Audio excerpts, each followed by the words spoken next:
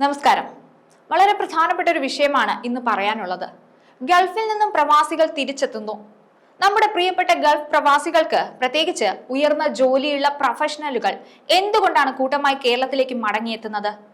അടുത്തിടെ ലിങ്ക്ഡ്ഇൻ പുറത്തുവിട്ട ഒരു റിപ്പോർട്ടും സ്കിൽ കേരള ഗ്ലോബൽ സബ്മിറ്റിലെ കണ്ടെത്തലുകളും ഈ വിഷയത്തെ കൂടുതൽ ശ്രദ്ധേയമാക്കുന്നു.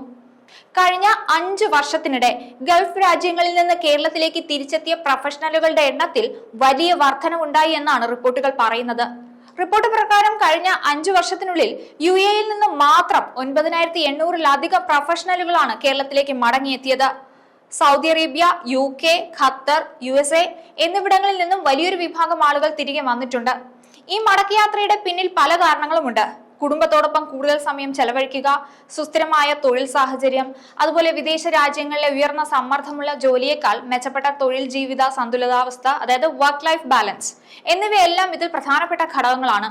മടങ്ങിയെത്തുന്ന പ്രൊഫഷണലുകൾ പ്രധാനമായും IT, ആരോഗ്യ സംരക്ഷണം, ടൂറിസം, വിദ്യാഭ്യാസം തുടങ്ങിയ മേഖലകളിലാണ് അവസരങ്ങൾ തേടുന്നത്. ഇതിൽ വലിയൊരു ശതമാനം ആളുകൾ സ്വന്തമായി ബിസിനസ് തുടങ്ങാൻ ആഗ്രഹിക്കുന്നവരാണ്. ഗൾഫ് രാജ്യങ്ങളിൽ നിന്ന് തിരികെ വരുന്നവരിൽ 52% പേരും UAE-യിൽ നിന്നുള്ളവരാണെന്നും അവർ ബിസിനസ് ഓപ്പറേഷൻസ്, ഫിനാൻസ്, സംരംഭകത്വം തുടങ്ങിയ മേഖലകളിൽ വലിയ വൈവിധ്യം നേടിയവരാണെന്നും റിപ്പോർട്ടിൽ പറയുന്നുണ്ട്. ഗൾഫ് രാജ്യങ്ങളുടെ തൊഴിൽ നിയമങ്ങളിലും സാമ്പത്തിക നയങ്ങളിലും ഉണ്ടായ മാറ്റങ്ങൾ, പ്രത്യേകിച്ച് നിദാഖാത്ത് പോലുള്ള സ്വദേശീവൽക്കരണ നയങ്ങൾ പലർക്കും സുരക്ഷിതമില്ലായ്മ ഉണ്ടാക്കിയിട്ടുണ്ട്. കേരളത്തിന് സമ്പദ് വ്യവസ്ഥയുടെ നട്ടെല്ല് എന്ന് വിശേഷിപ്പിക്കാവുന്നത് ഗൾഫ് കുടിയേറ്റമാണ്. കേരളത്തിലെ മിക്ക കുടുംബങ്ങളുടെയും പ്രധാന വരുമാന സ്രോതസ് ഇപ്പോഴും ഗൾഫ് രാജ്യങ്ങളാണ്. ചരിത്രം പരിശോധിച്ചാൽ ഗൾഫിൽ നിന്നുള്ള പണത്തിന്റെ വരവ് കേരളത്തിന്റെ സാമ്പത്തിക സാമൂഹ്യ മേഖലകളിൽ വലിയ മാറ്റങ്ങൾ കൊണ്ടുവന്നിട്ടുണ്ടെന്ന് കാണാൻ സാധിക്കും. അതായത് ഗൾഫ് പണത്തിന്റെ വരവ് കേരളത്തിലെ മിക്ക മേഖലകളെയും വലിയ രീതിയിൽ തന്നെ സ്വാധീനിച്ചിട്ടുണ്ട്. പുതിയ ബാങ്ക് ശാഖകൾ, വിമാനത്താവളങ്ങൾ, നഗരവൽക്കരണം തുടങ്ങിയവയെല്ലാം ഗൾഫ് പണത്തിന്റെ സ്വാധീനം വ്യക്തമാക്കുന്നുണ്ട്. നമ്മുടെ നാടിന്റെ സമ്പദ് വ്യവസ്ഥയെ മുന്നോട്ട് നയിക്കുന്നതിൽ പ്രവാസികൾക്കുള്ള പങ്ക് ചെറുതല്ല.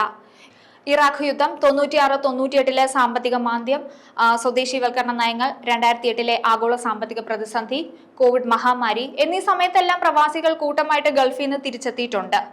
ഗൾഫ് രാജ്യങ്ങളിൽ നിന്ന് ലഭിക്കുന്ന വരുമാനത്തെ ആശ്രയിക്കുന്ന കുടുംബങ്ങൾക്ക് പലപ്പോഴും ഈ ഗൾഫ് രാജ്യങ്ങളിലെ പ്രവാസികളുടെ മടങ്ങിവരവ് സാമ്പത്തിക ബുദ്ധിമുട്ടുണ്ടാക്കും. കേരളത്തിൽ തൊഴിൽ സാധ്യതകൾ വർദ്ധിച്ചു വരുന്നുണ്ടെങ്കിലും ഗൾഫിലെ വരുമാനം ഇപ്പോഴും പലർക്കും കൂടുതൽ ആകർഷകമാണ്. പ്രവാസികളുടെ പണത്തിന്റെ ഒഴുക്ക് കുറയുന്നത് കേരളത്തിന്റെ ഉപഭോഗത്തെയും നിക്ഷേപത്തെയും എല്ലാം ബാധിക്കും. അതായത് കേരളത്തിൽ പല മേഖലകളിലും മാന്ദ്യം ഉണ്ടാക്കാൻ ഇത് ഇടയാക്കും. ഗൾഫ് രാജ്യങ്ങളിൽ നിന്ന് കേരളത്തിലേക്കുള്ള പ്രൊഫഷണലുകളുടെ മടക്കം നമ്മുടെ സമ്പദ് വ്യവസ്ഥയിലും സമൂഹത്തിലും ഗണ്യമായ മാറ്റങ്ങൾ സൃഷ്ടിക്കാൻ സാധ്യതയുള്ള ഒരു പ്രതിഭാസം തന്നെയാണ്. ഗൾഫ് പ്രവാസികളുടെ തിരിച്ചുവരവ് വർദ്ധിക്കുകയാണെങ്കിൽ കേരളത്തിന്റെ സമ്പദ് വ്യവസ്ഥയെ അത് പല രീതിയിലും ബാധിച്ചേക്കാം.